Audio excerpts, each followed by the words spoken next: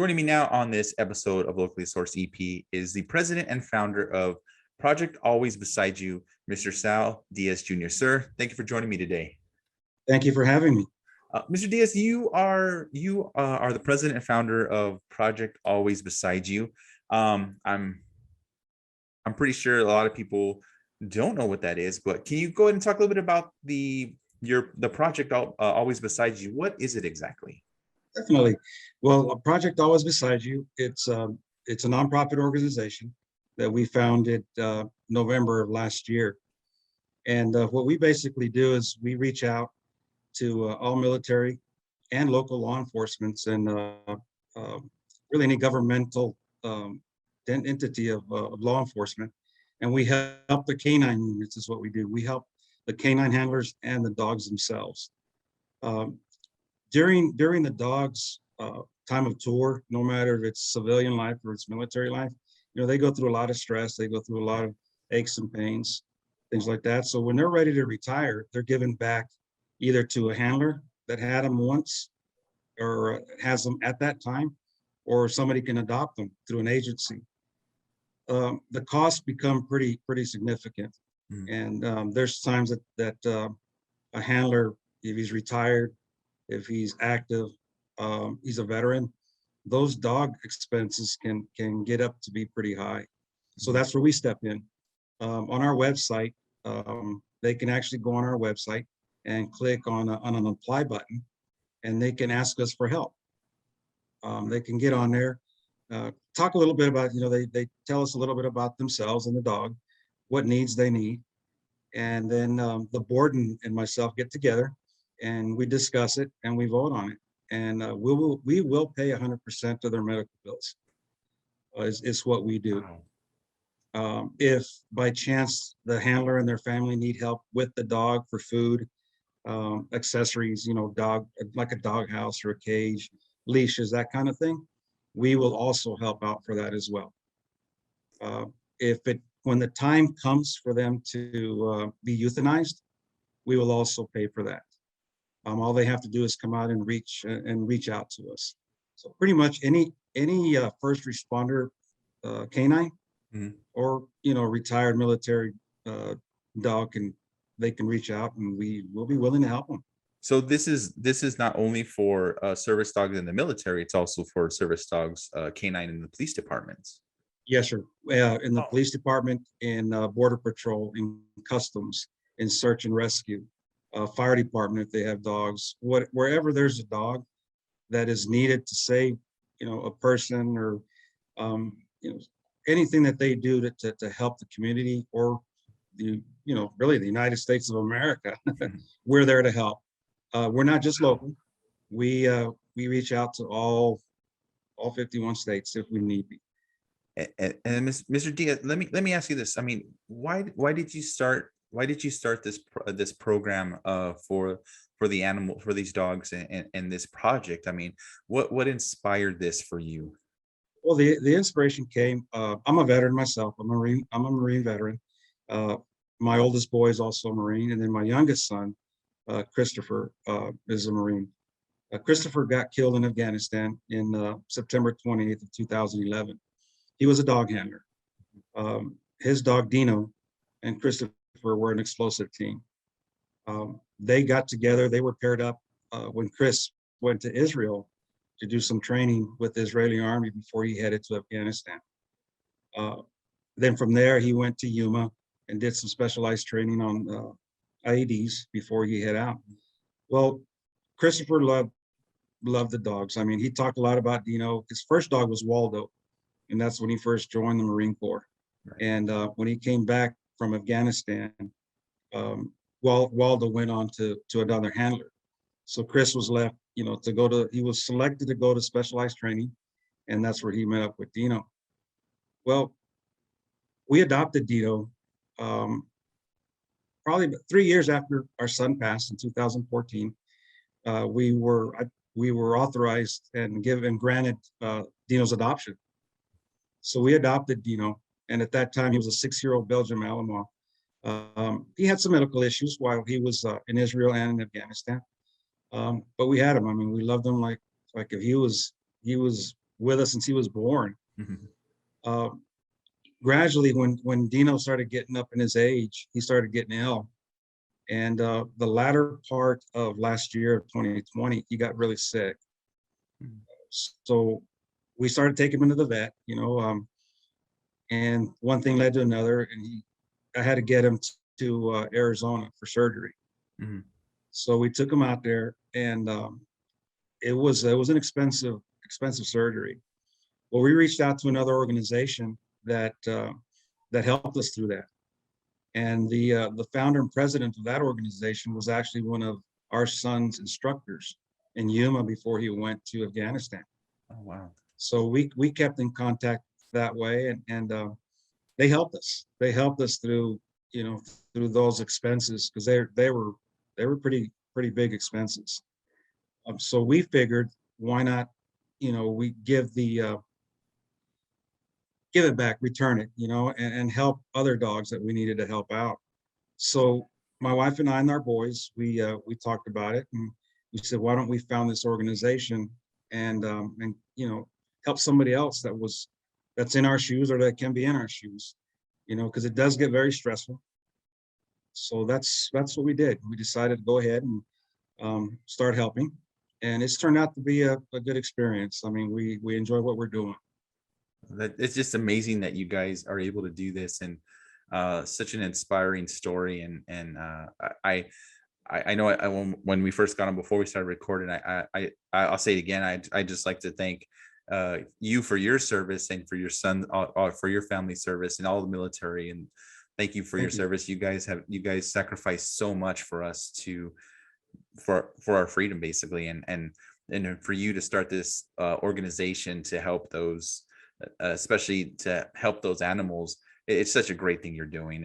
And just to hear your story, to be able to adopt that dog, the dog that was with your son, that's just amazing. It kind of gets me. So I appreciate and thank you for sharing that story with me. Thank you. Yeah. And then I know you guys are doing a little bit more in the community. You guys have done a lot more than just helping that. You guys are spreading the word a little bit. I know you guys are partnering with the El Paso Chihuahuas. Go ahead and talk a little bit about the partnership with them. Yes, sir. That partnership, well, we became, close friends with the El Paso Chihuahuas. I want to say probably we're 2015. Mhm. We got a call from the Chihuahuas that they wanted to honor our son at one of the baseball games, and it was at one of the events of the Bark in the Park. So we took Dino down there, and Oh, that's that's where it cool. started. And we kept in contact with them and things like that, but it didn't get to the point that we're at now until we opened up this organization. Mhm. We reached out to them and said, you know what, we'd like to see if you guys can help us spread the word, and we'd like to see if we can, put ourselves in one of the tables that they do, that they help the community tremendously, Yes. and they help a lot of nonprofits that are getting started, and they help them promote their image, and the nonprofit as well. So that's what we did, and it started off where, at Bark in the Park, and we go out there. They let us set up a table, and we pretty much kind of bug people, and we see them passing by, and we'll give them a flyer and a card, and we'll talk to them a little bit, and we'll let them know, that we're a nonprofit. 100% of the profit goes strictly to the dogs and the handlers. It does not go into any administrative fees at all. Um, and we ask them that, we're looking for donations, and we have a coin. We have a challenge coin that we offer for a donation. And then that's what we do. We pretty much just talk to them a little bit and let them know what we're doing. We're looking forward to this coming on September the 4th. Mhm. I actually made contact with a female Marine. She's out of the Marine Corps, and she has her military working dog. Well, she lives in El Paso, and she found out about our organization by a former handler that's training in Miami. And then she saw an interview that I was on Channel 4 last week, Mhm. for the things that are happening in Afghanistan. So she reached out, and didn't know that we were here. So I've been talking to her back and forth on email, and we're supposed to meet next week. And she went through the same training. She knows of our son. She knows of some of the Marines that died, the other 7 that passed away in Afghanistan, the other dog handlers. So she went through the different training that the military dog handlers went. And our son and the other handlers that had passed are brought up during their training. So she reached out. So I reached out to her, and she's going to start volunteering with us. And pretty much, she's going to be our ambassador. She's going to be our first ambassador for Project Canine, or for Project Always Beside You, her and her canine. So we're looking forward to that. That's You so know, and she'll be with us that day. oh, so that's September 4th over at Southwest University Park at the Chihuahuas game, correct? Exactly. Yes, you're correct. And will you guys be set up there again, accepting donations and being things like that? Yes, sir, we will. We'll be there. We'll be talking to them a little bit about what we're doing.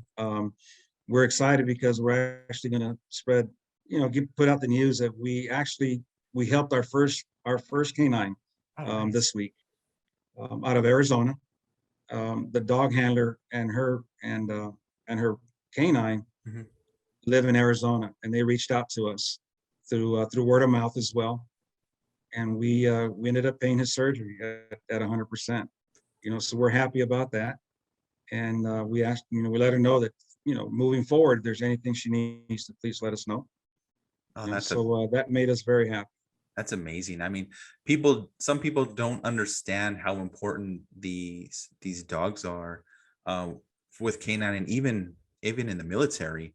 And it's just so amazing that you guys are able to help them. I mean, they're veterans themselves. I mean, even though they're animals and canines, I mean, they're veterans. They serve, these dogs have served more than I have, and they've protected more than I have. I mean, it's just amazing that they're able to do that, and you guys are able to help them afterwards and help all these people that have adopted them. And sir, I just can't thank you enough for doing that. This is I thank you for coming on and including me in this. This is such an amazing story for you guys, for your son Christopher, who sacrificed, who had the ultimate sacrifice over there. And I just thank you so much for being on with me. And I just want to ask, is there where else can people donate if they can't make the game? Where can they go? What they can do is they can go on our website at www.projectalwaysbesideyou.org. They can go on there. They can read up and get to know what we're all about. They can actually read on our directors. I said I'm the president. We have Sandra Diaz, my wife. She's the treasurer. Then Bruce Vilches is my vice president, and he lives in Arizona. And then our secretary, Glada Duran, lives in Las Cruces. So we have our board meetings through Zoom as well. Mhm. So you can read up about, a little history, a little bio of ourselves, and as why we started the project and how we started, a little bit about our son. And then there's a donate button that they can click on, and it doesn't matter the amount. I mean, every little bit helps, and we're grateful and we're blessed to see whatever comes in. We're there to help our canines, and they can do that. And then if they know of any veteran that has a canine, or any canine that was adopted, that's been in the military, has been in local law enforcement and governmental, agencies, please let them know and tell them that they can go on there and apply if they need any type of help. I said there's a little application that they do need to fill out, Mhm. just so we can get a little, know a little bit about them and what happened, and we take it from there. And then we get together as a board and we review it, and of course we're going to say yay if we can, No. and that's how they can do it. Oh, and Mr. Diaz, I can't thank you enough for doing this and providing this service to our veterans, for veterans of the dogs, and also veterans of the military. And again, I want to thank you and your family for serving. And I'll go ahead and include all the information in the description below where people can go. I'll give the website where they can donate and any other information. Mr. Diaz, is there anything else you'd like to say or add before we end today? Just like I said, just there's a lot that we do in the community. We actually do a memorial every September. We haven't done it in the past couple of years, and it won't happen this year because of the COVID. Yeah. But we do a memorial every September in honor of our son and all military dog handlers that passed. And it starts on a Friday, and everybody starts coming in on a Friday. We'll have a meet and greet type of thing on Friday, just briefly. We have military members that come in from the Army, the Air Force, the Navy, the Marines. They come in from San Antonio. They come in from Albuquerque. They come in from Camp Lejeune, Quantico. They come in from different parts of the, the states, from the bases that they're at. Mhm. And on Saturday, we start off at Fort Bliss, where our son is laid to rest, and we will do a memorial. And we'll have the chaplain come in and give a little prayer, things like that, and we get to meet people. And then we break away and we end up at the flag site that's on 54 in Diana. We end up there, and I have guest speakers that come in and will speak, to the public. We usually have a crowd of about maybe 150 to 200. That's And we, like I said, we get to meet everybody. We get to meet new faces. We become friends, good friends with people that we just meet. And we acknowledge everyone that has helped us throughout the year with donations, with volunteering, things like that. Mhm. And then we break away and we go to a VFW that we're members of. And my wife and I, and family and friends, we feed all dog handlers and their families and our invited guests. No charge to them. Mhm. What we do is we go out and we solicit funds and things like that. We go to the community, we go to local businesses, and we feed them. And at the same time, again, we hand out any type of acknowledgments, plaques, certificates of people that have helped us throughout the year. And on Sunday we have a dog competition.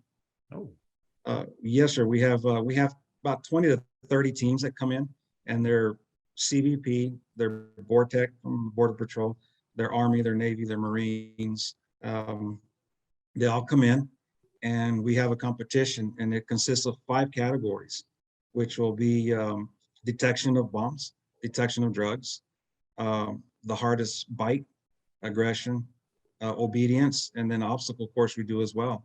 oh, nice. And what we do is they don't all have to get into all 5 categories. Mhm. They can pick and choose whichever category that they feel fit that they can come out number 1. Mhm. And after we're done, we total everything up, and then it's bragging rights for the military and government. We give out plaques and kudos to all of them, and then we have a top dog, which is the one that has really took all 5 categories. And last year we had them, or 2 years ago when we did it, we had a Marine that took it, but we had a local CBP that did pretty well themselves. Yeah. So we do that, and then we break away and we wait for the next year. So look out for that. We got some good things coming up for next year. We're looking and having a golf tournament next year. We're having this